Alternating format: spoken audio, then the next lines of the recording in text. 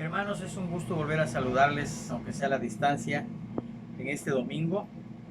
Y quiero enviarles un fuerte abrazo en esta situación en que nos encontramos. Saludamos a la congregación. Ahora, hermanos, queremos recordarles que el miércoles es miércoles de oración por videoconferencia a través de Meet. El próximo miércoles 9 de diciembre a las 18 horas. También tenemos la reflexión bíblica en línea el jueves 10 de diciembre a las 19 horas por Facebook y YouTube. Y queremos felicitar a nuestros hermanos cumpleañeros en esta semana que ha terminado, que son a nuestro hermano Isaías Díaz Santana, a José Estrada Camarillo, Kimberly Zoe Damián Leiva y a Sarel Memije Mello. Por eso pues les enviamos desde aquí un fraternal saludo. Vamos a dar lectura a la primera, que se encuentra en Timoteo 3:16 y que dice así: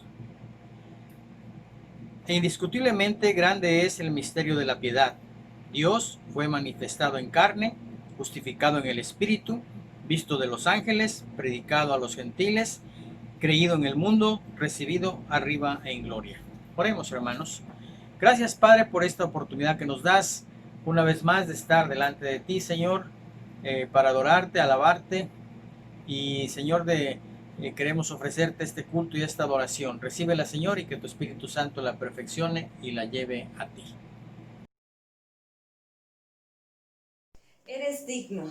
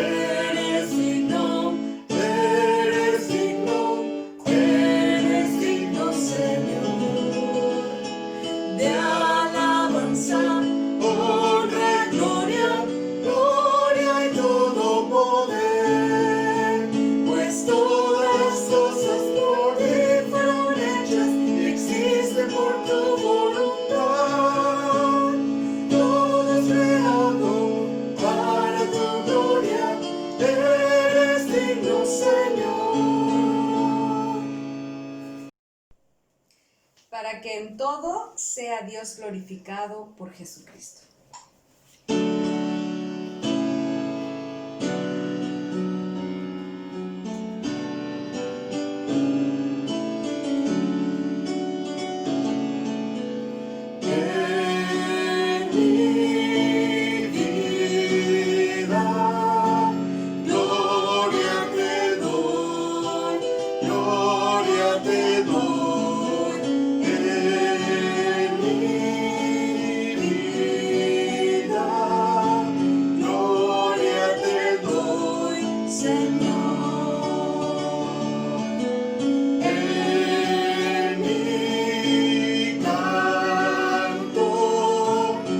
Gloria te doy.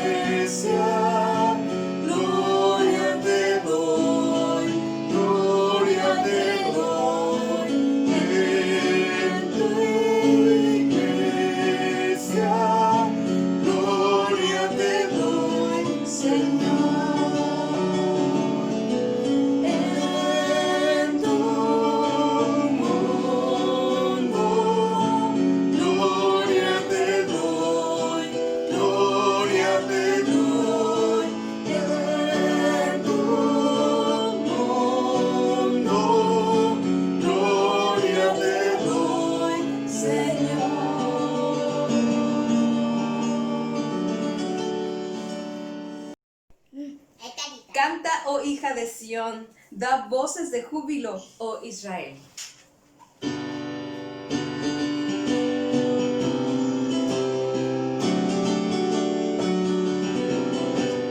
Suenen dulces himnos gratos al Señor y óiganse en concierto universal.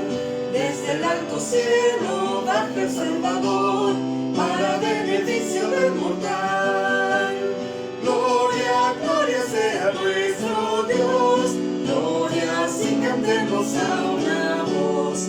Y el cantar de gloria que se oye en Belén sea nuestro cántico también.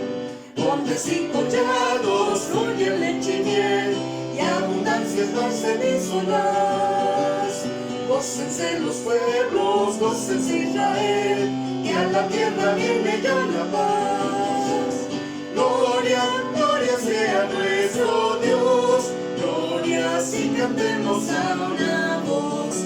Y el cantar de gloria que se oye en Belén sea nuestro cántico también. Salte de alegría en el corazón la batida y pobre humanidad. Dios se compadece viendo su aflicción y demuestra buena voluntad. Gloria, gloria sea nuestro Dios, gloria si cantemos a una voz. Y el cantar de gloria que se oye en Belén sea nuestro cántico también.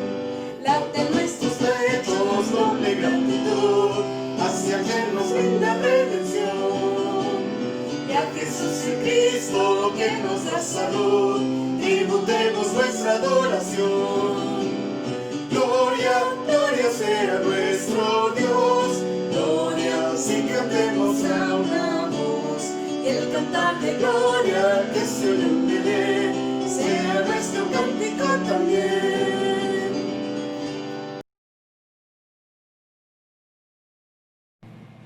Hermanos, vamos a leer nuestra lectura del mensaje de esta mañana y se encuentra en el libro de Filipenses 2 del 5 al 11. Y dice así, pues esta lectura dice así: haya pues en vosotros ese sentir que hubo también en Cristo Jesús, el cual, siendo en forma de Dios, no estimó el ser igual a Dios como cosa a que aferrarse, sino que se despojó a sí mismo, tomando forma de siervo, hecho semejante a los hombres, y estando en la condición de hombre, se humilló a sí mismo, haciéndose obediente hasta la muerte y muerte de cruz. Por lo cual, Dios también le exaltó hasta lo sumo y le dio un nombre que es sobre todo nombre, para que en el nombre de Jesús se doble toda rodilla de los que están en los cielos y en la tierra y debajo de la tierra, y toda lengua confiese que Jesucristo es el Señor, para la gloria de Dios Padre.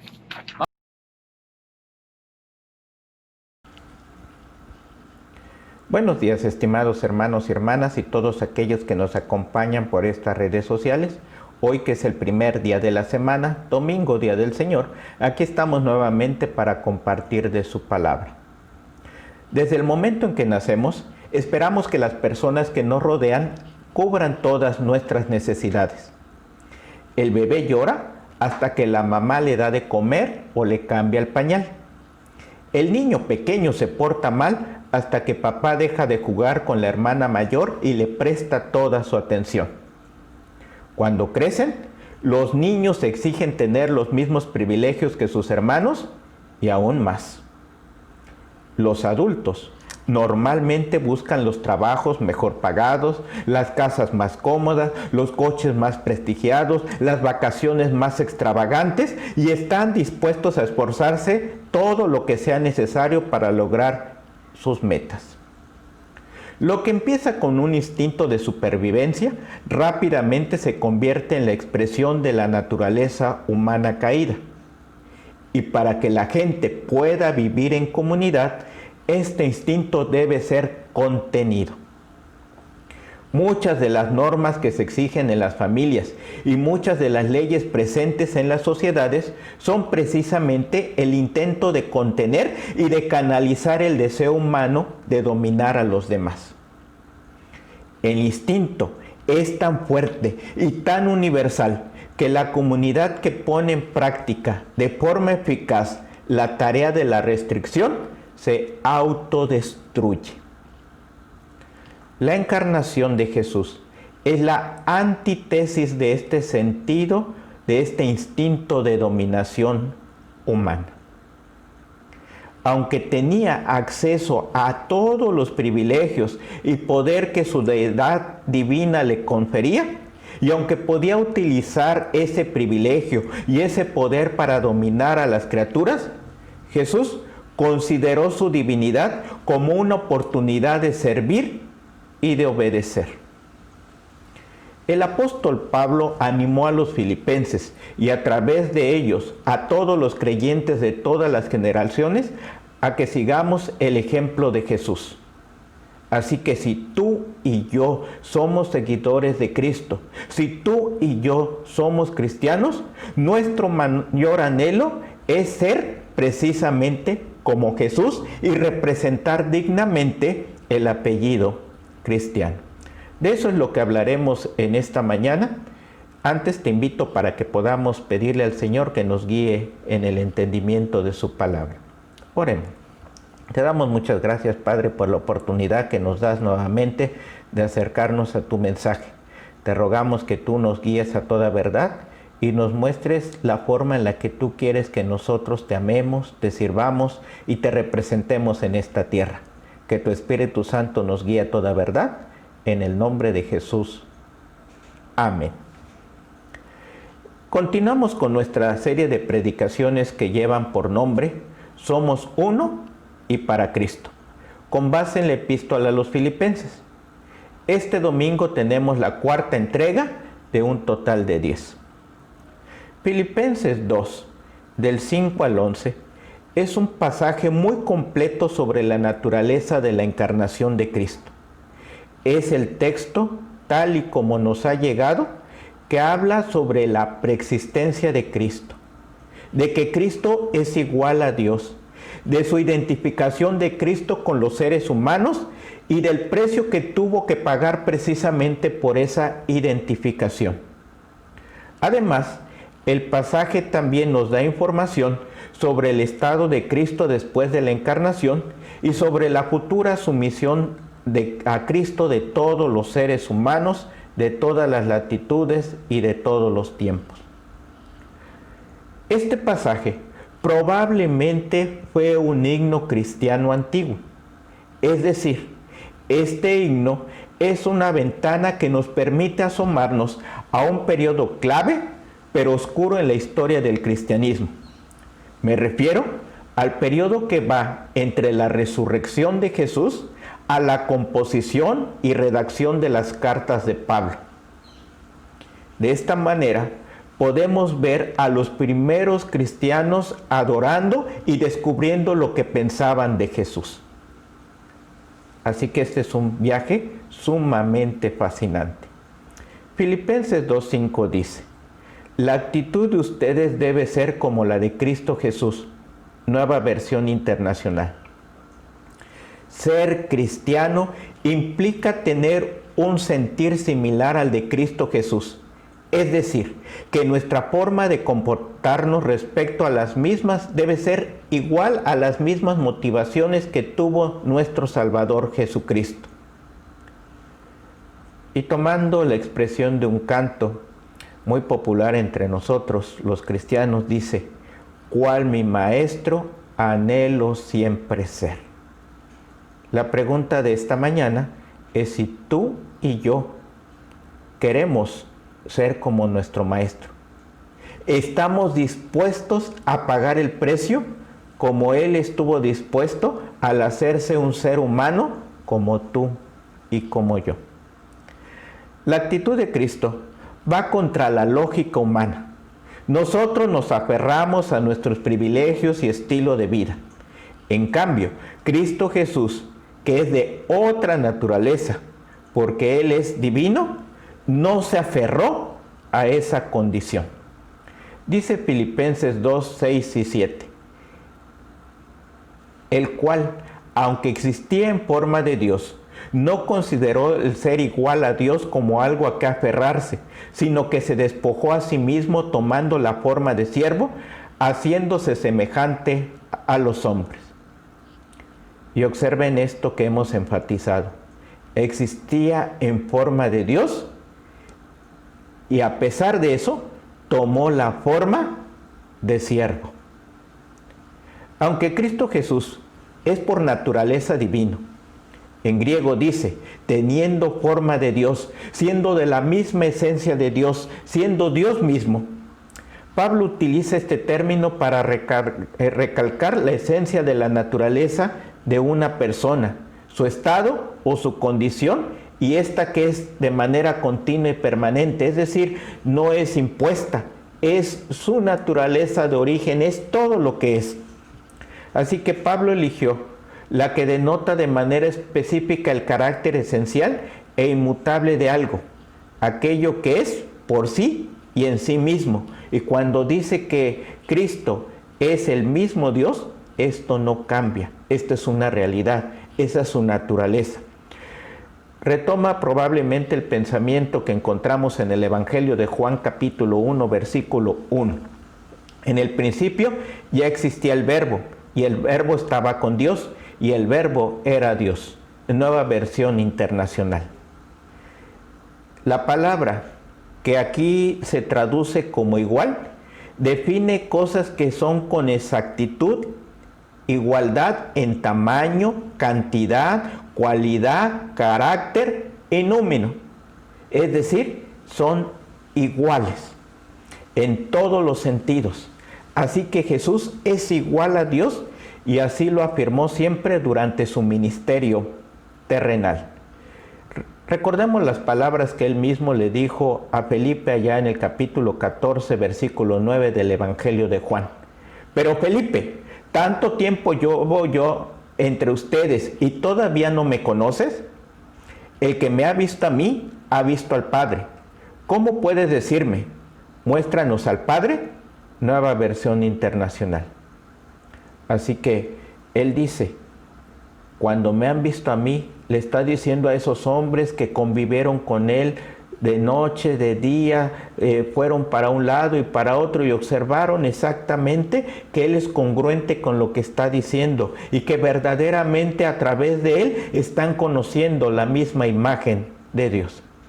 Y estando en esta condición, nos dice Pablo, no se aferró, no tomó eso como algo de qué agarrarse. La expresión griega se llega a utilizar para aludir a todo lo que es retenido, todo lo que es abrazado o todo lo que es valorado en gran manera, es decir, aquello que le da sentido a nuestra vida.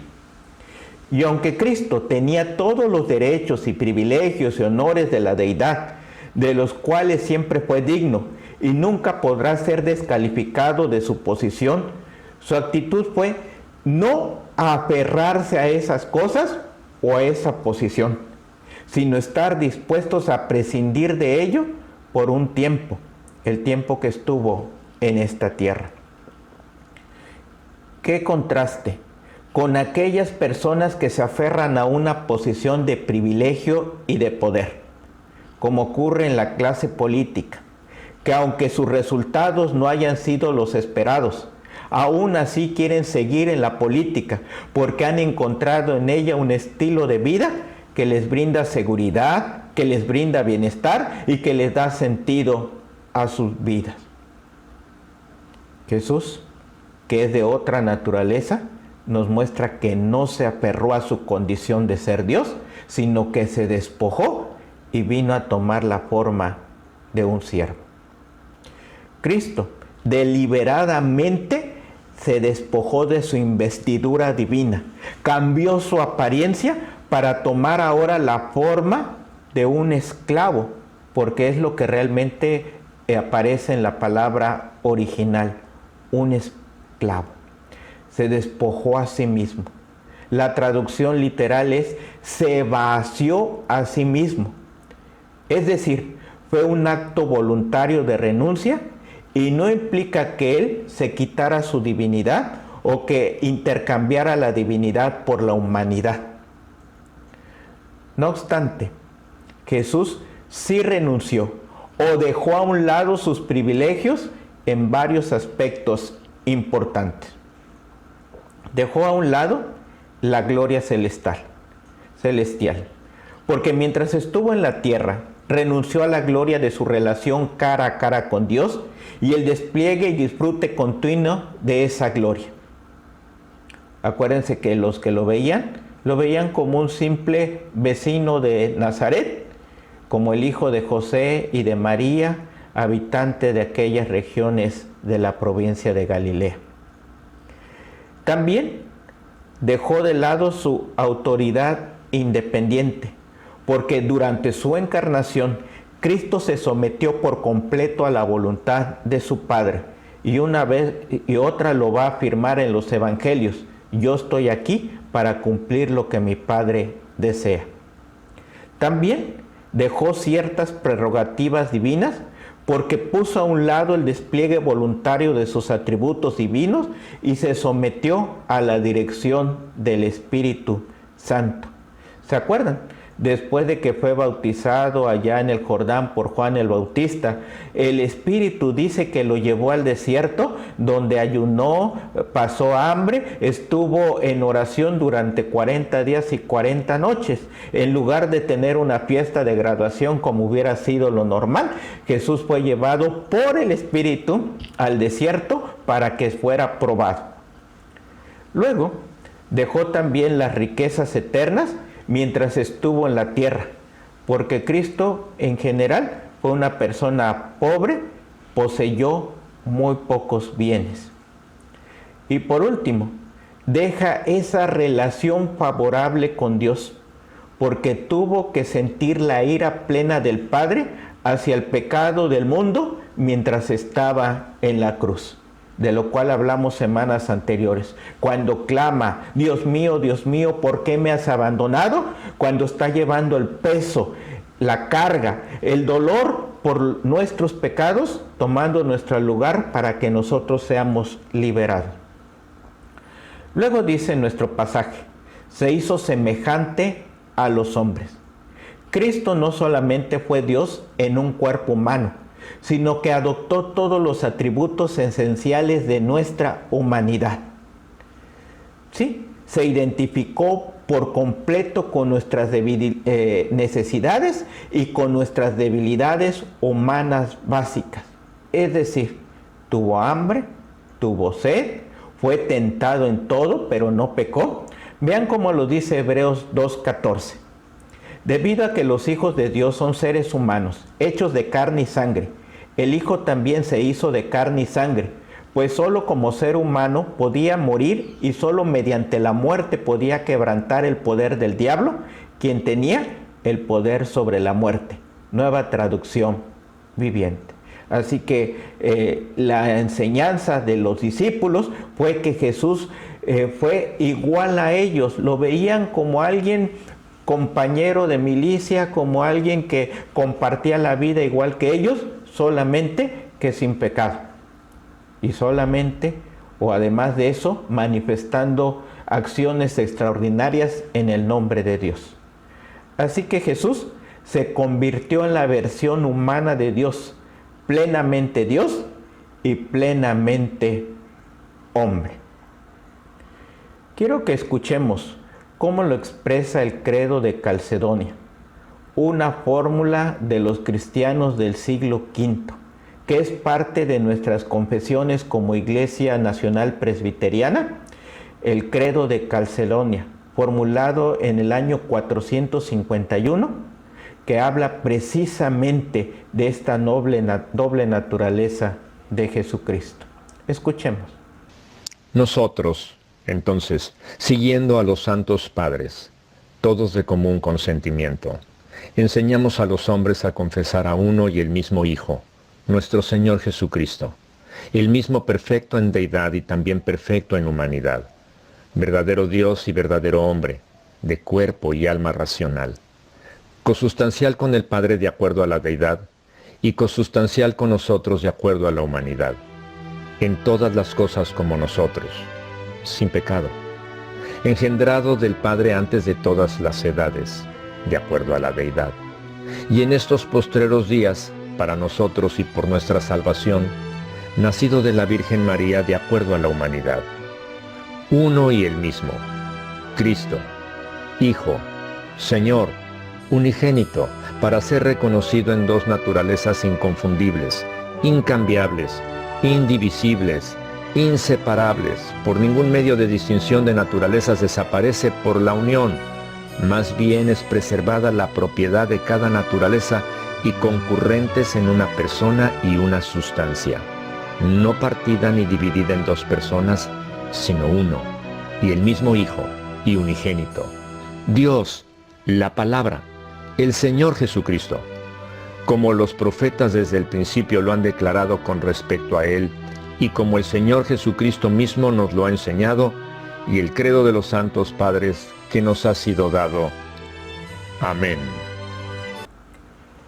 Continuando con nuestro pasaje, dice Filipenses 2:9, por lo cual Dios también lo exaltó hasta lo sumo y le confirió el nombre que es sobre todo nombre, la Biblia de las Américas. El resultado de haber cumplido con la voluntad del Padre es que el Hijo es exaltado sobre otro ser, sí, que recibe la gloria. Y entonces podemos afirmar como iglesia, y lo hemos hecho a lo largo de 21 siglos, que toda lengua confiese que Jesucristo es el Señor. Por lo cual, por la humillación y la exaltación de Cristo por parte de Dios, estos dos aspectos, humillación y exaltación, están en un sentido totalmente ligados, en el sentido causal, y son inseparables. Tenemos un sumo sacerdote que se hizo igual a nosotros, pero uno que es levantado y está a la diestra de Dios Padre Todopoderoso, y desde allí vendrá el fin del mundo a juzgar a los vivos y a los muertos. Así que la clave para entender esta frase radica en ver que Dios es quien tomó la iniciativa para que esto ocurriera. Jesús no está forzando a Dios, y la exaltación y el nombre no son el pago por las obras que Jesús ha realizado. Dios es el que tomó la iniciativa de exaltar a Jesús y se lo da gratuitamente. Este nombre que es sobre todo nombre. Dice el texto, lo exaltó hasta lo sumo. ¿Cuántos seres humanos quisieran ser exaltados y no podemos pasar del techo? Pero Él lo exaltó para todas las edades, en todos los lugares, en la corte celestial y hasta el fin de los tiempos. La exaltación de Cristo tiene varias implicaciones. Por ejemplo, los primeros sermones de los apóstoles afirmaban su resurrección y su coronación, es decir, que había llegado a estar a la diestra de Dios Padre, y desde ahí puede interceder por todos los creyentes porque está al lado de Dios el Padre. Dice Hebreos 7, 25 y 26. Por eso también puede salvar por completo a los que por medio de Él se acercan a Dios, ya que vive siempre para interceder por ellos. Nos convenía tener un sumo sacerdote así, santo, irreprochable, puro, apartado de los pecadores y exaltado sobre los cielos. Y este es nuestro Señor Jesucristo.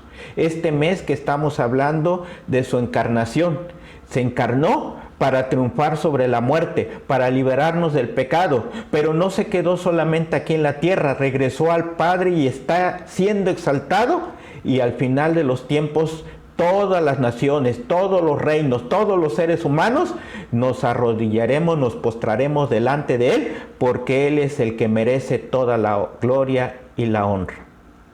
Ahora, vean que también intercede. La palabra significa suplicar en beneficio y representación de otro. Y esto es lo que tú y yo como pueblo de Dios recibimos.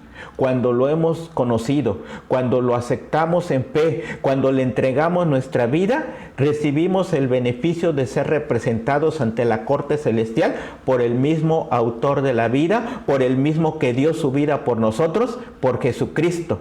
De tal manera que tenemos acceso directo, por decirlo de otra manera.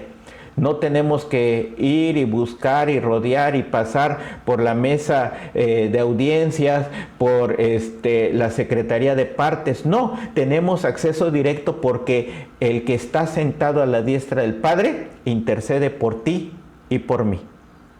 Y esto alude a las peticiones de un intermediario. Presenta a un rey en presencia de otra persona.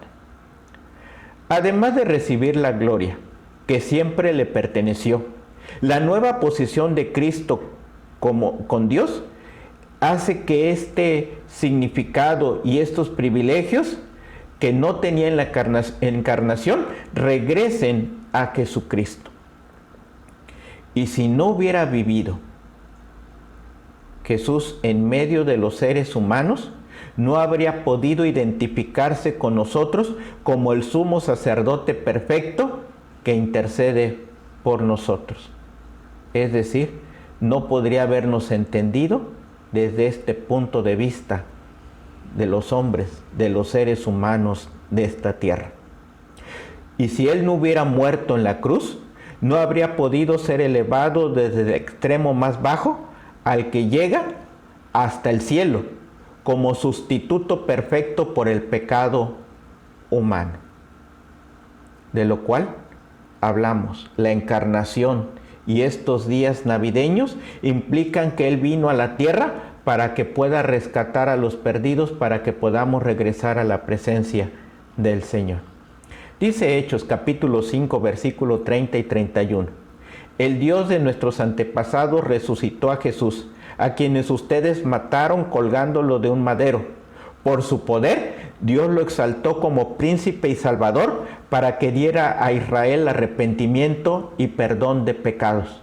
Por su poder, Dios lo exaltó para que todas las naciones, todas las personas que confiamos en Él, en todos los tiempos y en todas las latitudes, los mexicanos, los de Acapulco, los de Ciudad Colosio y los de todo lugar, podamos recibir este privilegio de arrepentirnos y de ser perdonados de nuestros pecados para que la relación con Dios sea restaurada.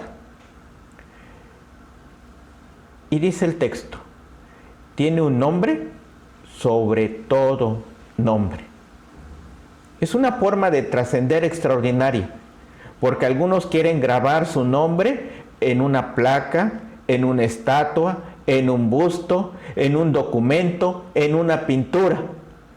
Pero vemos cómo van regímenes, van administraciones, el deterioro del tiempo y muchos nombres, estatuas, emblemas, tiras, cambian los nombres de las calles, los bustos son derribados, son colocados otros, los libros de historia cambian, de tal manera que los nombres que buscamos trascender terminan.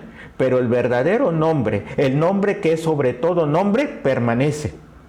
El nuevo nombre de Cristo, que describe a su naturaleza esencial y lo ubica por encima y más allá de todos, es: Cristo es el Señor, Cristo es el Todopoderoso, Cristo domina todas las edades y todos los lugares, no solamente temporalmente como eran los césares de aquellos tiempos, el Señor de aquellos tiempos. Este Cristo ha trascendido 21 siglos y es el Señor hasta la eternidad. Él es el digno de tener todo el dominio. Hechos capítulo 10, versículo 36 dice: Dios envió su mensaje al pueblo de Israel, anunciando las buenas nuevas de la paz por medio de Jesucristo, que es el Señor de todos. Nueva versión internacional. Jesucristo, que es el Señor de todos. ¿Cómo podemos ser como Jesús, nosotros que somos tan egoístas y pecadores? C.S. Lewis, en un libro que se llama Mero Cristianismo, hace una descripción de cómo el cristiano puede ser más como Jesús en medio de las presiones diarias cotidianas. Según Lewis, ayuda si aparentamos ser como Jesús, del mismo modo que el niño juega a ser soldado o ingeniero. El juego imaginario ayuda al niño a desarrollar habilidades que más adelante le serán útiles como soldado o como ingeniero. Así, el juego de ser como Cristo nos ayuda a los creyentes a ver las áreas en las que debemos de mejorar y nos va a ir guiando hacia la madurez espiritual. Lewis dice que el momento en que nos demos cuenta de que estamos vestidos como Cristo, descubriremos formas en las que esa apariencia puede convertirse en realidad. Nos avergonzaremos de tener pensamientos que Cristo no tendría y de tener pendientes tareas que Cristo no habría dejado pasar. Según este escritor inglés, darnos cuenta de eso debería llevarnos a una obediencia más completa. ¿Qué podemos expresar en nuestra vida? ¿Cómo viviremos la historia, nuestra historia, como si fuera la de Cristo encarnado en nuestro cuerpo? Que tengamos el mismo sentir, que anhelemos hacer las cosas como Él las hizo, que podamos ser siervos útiles en las manos del Señor, para la gloria de Dios el Padre. Que la obediencia sea nuestra mejor forma de mostrar que somos cristianos y que al revestirnos de Cristo y al participar en esta vida, en la vida cotidiana, la gente que está a nuestro alrededor pueda decir que el anhelo mayor de este hombre o de esta mujer es que todos los días ser parecido a Jesús. Cada día anhelo ser más como mi Señor. Que Él nos ayude en este propósito a través de su Espíritu Santo. Oremos. Padre, te damos gracias porque nos das la oportunidad de acercarnos a tu palabra. Te ruego que tú la hagas eficiente en medio de nosotros, que nos ayudes para que sigamos caminando delante de ti. Y así como fueron exhortados los hermanos de Filipenses para tener el mismo sentir que tu Hijo Jesucristo tuvo en esta tierra, ser obediente, ser servidor de sus prójimos, que podamos ser obedientes a ti y que podamos servir a todo aquel que está a nuestro alrededor. Que nuestro mayor anhelo sea ser como Jesús, nuestro Señor. Y en este nombre oramos. Amén. Nos vamos a pasar a las ofrendas y diezmos en esta mañana. Recuerden que en pantalla aparece el número donde pueden depositar o entregárselo a la hermana Magda Villegas o al pastor, hacérselos llegar a ellos. Dice pues ahí en el libro de Números 18:26, dice de esta manera: así hablarás a los levitas y les dirás: cuando toméis de los hijos de Israel los diezmos que os he dado de ellos por vuestra heredad, vosotros presentaréis de ellos en ofrenda merecida a Jehová el diezmo de los diezmos. Vamos pues a alabar a Dios mientras enviamos nuestras ofrendas. Lo nuestro tuyo es.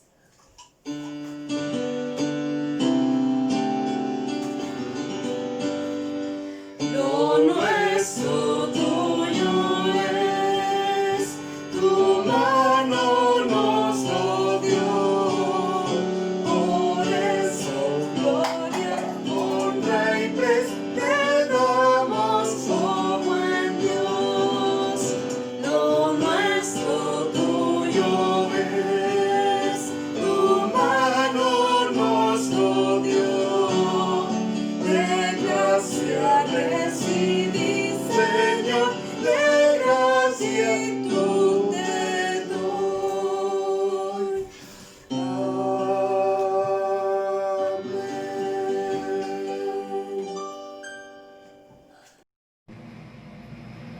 Oremos por las ofrendas y diezmos recibidos, hermanos. Señor, agradecemos lo generoso que has sido con nosotros, por lo cual también nosotros tenemos que ser generosos para contigo y depositamos estas ofrendas. Señor, guárdalas, cuídalas, Señor, multiplícalas, que son para la extensión de tu reino aquí, Señor, en este lugar. Gracias, Padre, en el nombre de Jesús. Amén. Antes de que terminemos este culto de este primer domingo del mes de diciembre, voy a leer lo que dice el Salmo 116, versículo 3 y 4. Me rodearon ligaduras de muerte, me encontraron las angustias del Seol, angustia y dolor había yo hallado.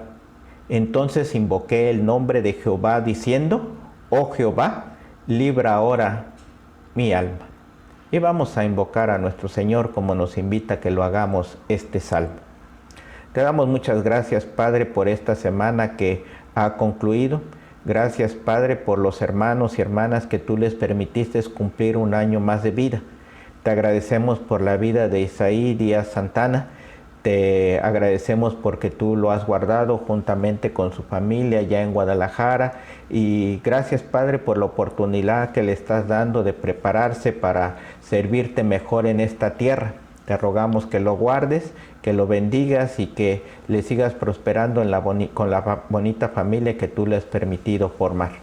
También te damos muchas gracias por la vida de nuestro hermano José Estrada Camarillo, nuestro hermano Chente. Te damos gracias porque tú lo has guardado y le sigues brindando salud y fuerzas para seguir adelante en el lugar a donde tú lo has llevado a vivir.